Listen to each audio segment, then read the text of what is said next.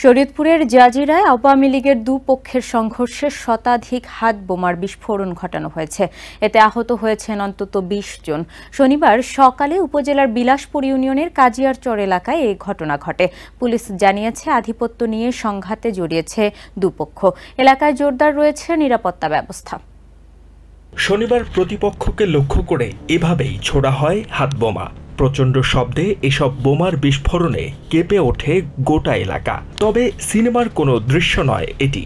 শরীয়তপুরের জাজিরায় আওয়ামী লীগের দুই পক্ষ এভাবেই জড়ায় তুমুল সংঘর্ষে। স্থানীয়রা জানায়, জাজিরার বিলাসপুর ইউপি চেয়ারম্যান ও উপজেলা আওয়ামী লীগের সদস্য কুদ্দুস ব্যাপারীর সাথে স্বেচ্ছাসেবক লীগের নেতা জলিল মাতবরের সমর্থকদের মধ্যে বিরোধ দীর্ঘদিনের। দুই আওয়ামী লীগ নেতার আধিপত্য বিস্তারকে কেন্দ্র করে শনিবার সকালে সংঘর্ষে জড়ায় তাদের আত্মীয় ও সমর্থকরা। প্রত্যক্ষদর্শীরা জানান, প্রথমে আহসানুল্লাহ মুন্সিকান্দি এলাকায় সংঘর্ষ শুরু হয়। এরপর বিলাসপুর এলাকায় মাঠে জড়ো হয়ে আবারও দুপক্ষ একে অপরকে লক্ষ্য করে হামলা চালায়। সেখানেই ঘটে শতাধিক হাত বোমার বিস্ফোরণ। এতে বেশ কয়েকজন আহত হয়। সংঘর্ষের পর থেকে এলাকায় থমথমে অবস্থা বিরাজ করছে।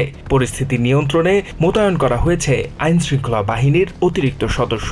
প্রায় ৪ বছর আগে ইউনিয়ন পরিষদ পদে প্রতিদ্বন্দ্বিতা করেন কুদ্দুস ব্যাপারী ও জলিল মাতবর। এতে চাঙ্গা হয় তাদের পুরনো বিরোধ। ৫ অগস্টের পর আধিপত্য বিস্তার নিয়ে এরই মধ্যে বেশ কয়েকবার সংঘর্ষ হয় তাদের মাঝে। দুই পক্ষের এই শত্রুতা প্রায় ১২ বছর ধরে চলে আসছে।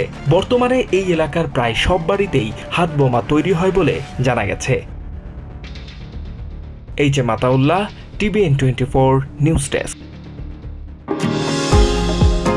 নিউ ইয়র্ক থেকে সম্প্রচারিত TVN24 টেলিভিশন বিশ্বজুড়ে বাঙালির কণ্ঠস্বর।